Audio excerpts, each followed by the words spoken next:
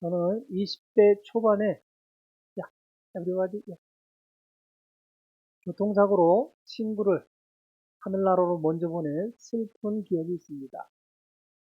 중마가 우였고 어린 시절이라 하루도 친구를 만나지 못하면 무언가 허전하였던 시절이었습니다. 먼저 간 친구의 가정은 매우 어려웠지만 공부를 참 잘했습니다. 어느 날 친구는 고등학교를 갑자기 중퇴하였습니다. 가정이 어려웠던 친구는 군대 일찍 다녀와서 검정고시로 대학을 들어가겠다는 계획을 세웠습니다. 친구들 어느 누구도 그의 사정을 알기에 말릴 수는 없었습니다. 그때는 그 누군가를 도울 수 없었던 어린 시절이었기에 친구를 도울 수 없었습니다. 시간이 지나 친구는 제대를 하였습니다.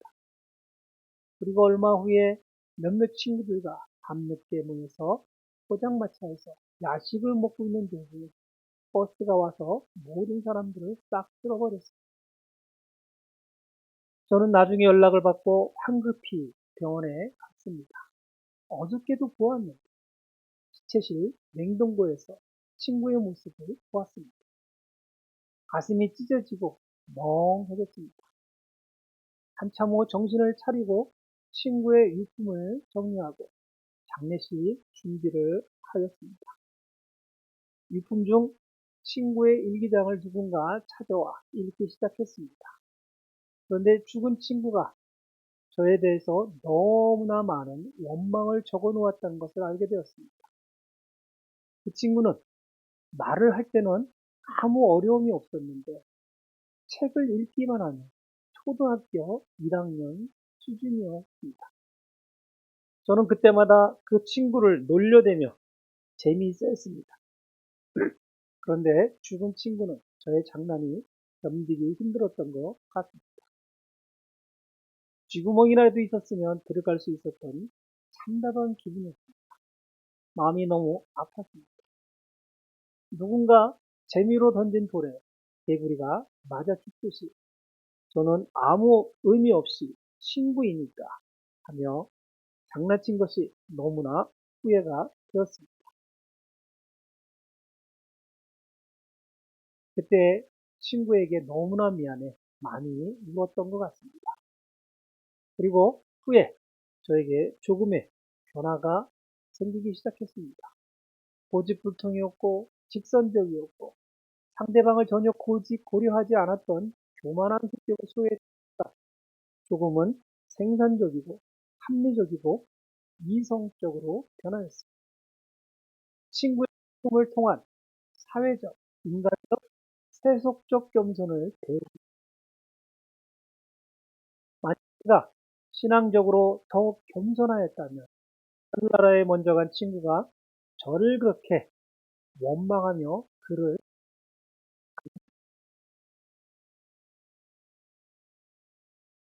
지금 이 자리에 계신 성도님들은 저와 같이 어쩔 수 없이 본 적이 있으십니다.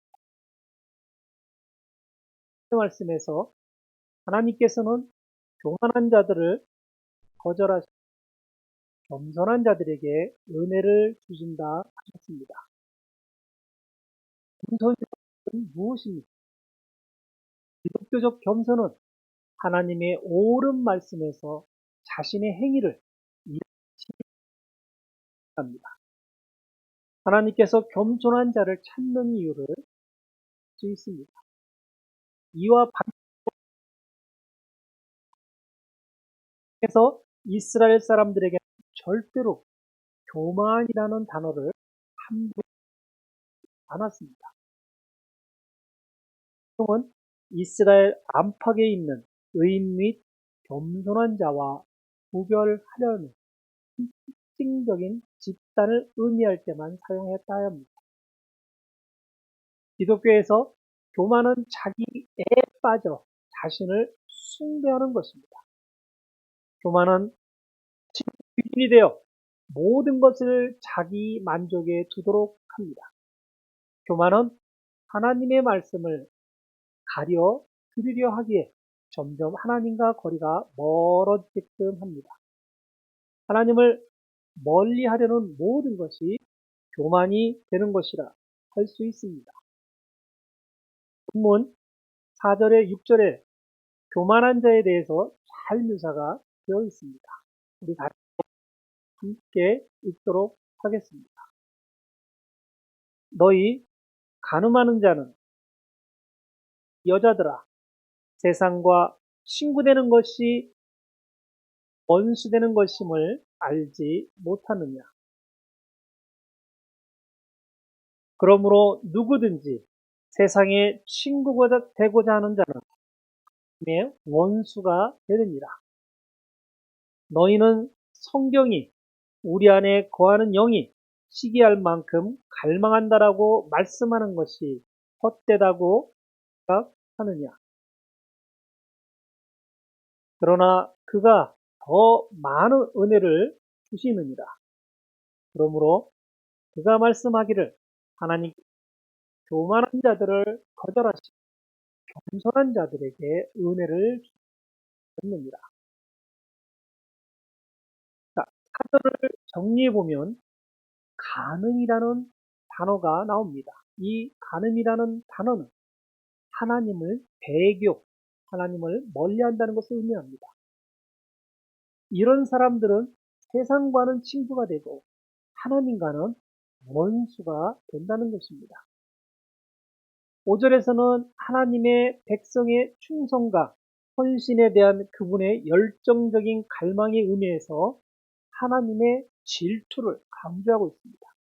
그가 질투하여 성령을 사모한다는 표현은 국민 이들 안에 거하시기를 하나님께서 갈망하신다는 뜻입니다.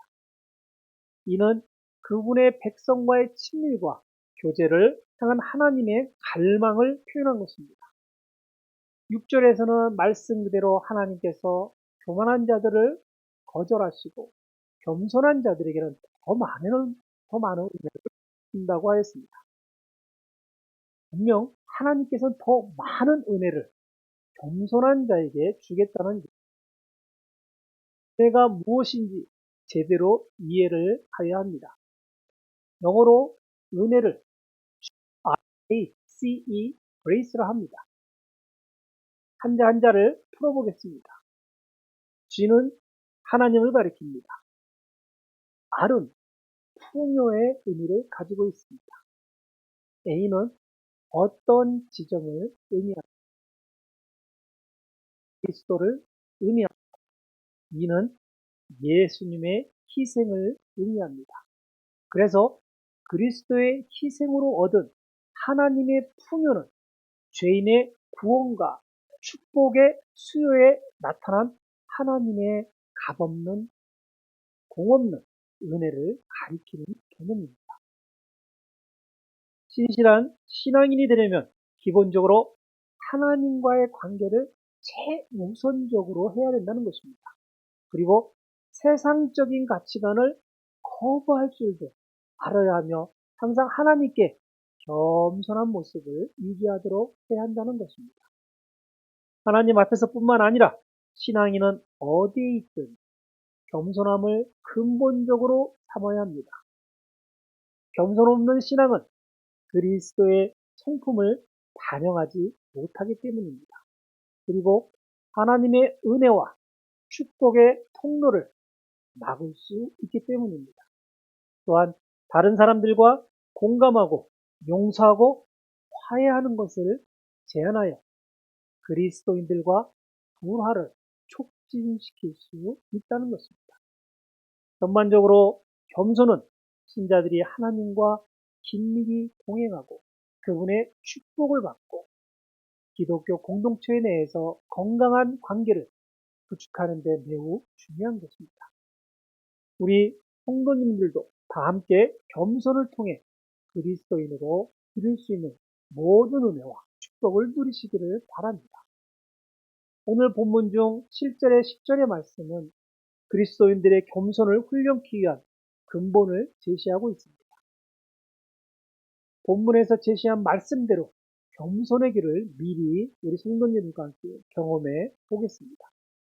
우리는 가끔 하나님이 지금도 나를 사랑하고 계실까?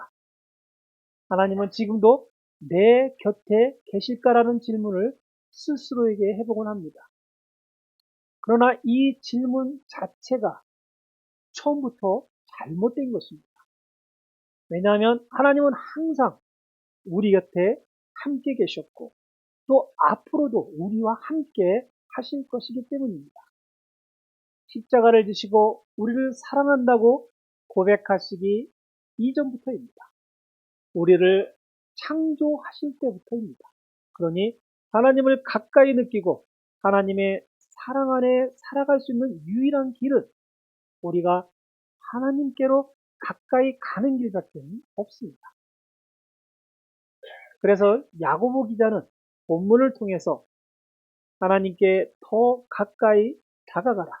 그리하면 그분께서 너희에게 가시리라고 말씀하고 있는 것입니다. 그렇다면 신앙인이라 주장하는 우리가 주님께 먼저 적극적으로 다가가기 위해서 어떤 말씀을 따라야 하겠습니까? 첫째,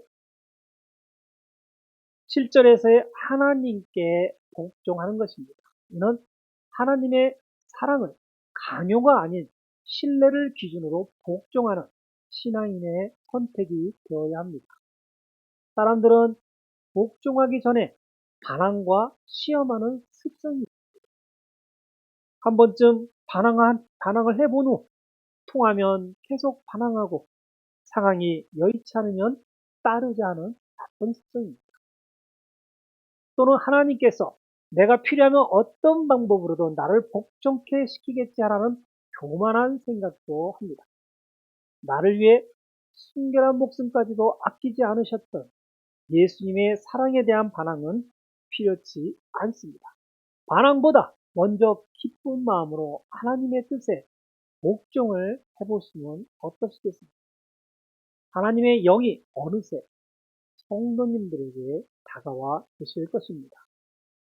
둘째, 7절 말씀처럼 마귀를 대적해야 하는 것입니다. 마귀의 최대 전략은 우리를 죽이는 것이 아닙니다.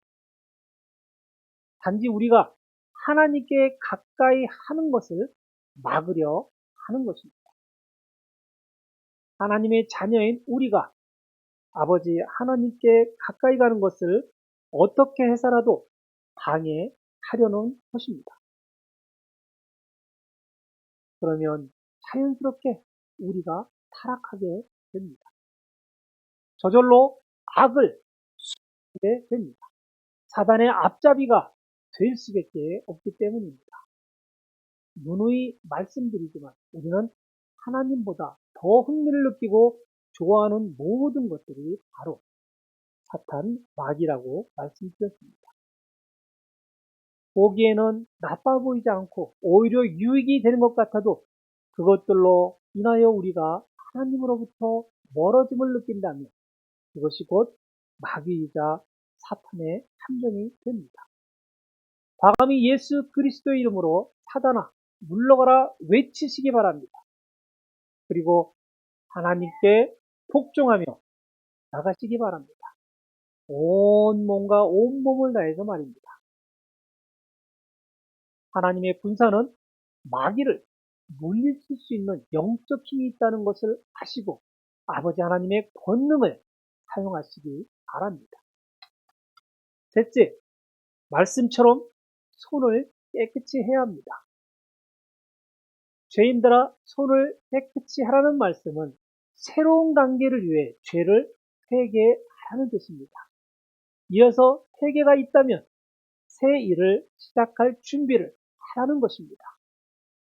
외적인 행위를 정결케 하라는 의미도 포함되어 있습니다. 이는 마음이 청결한 자만이 하나님을 볼 수 있기 때문입니다.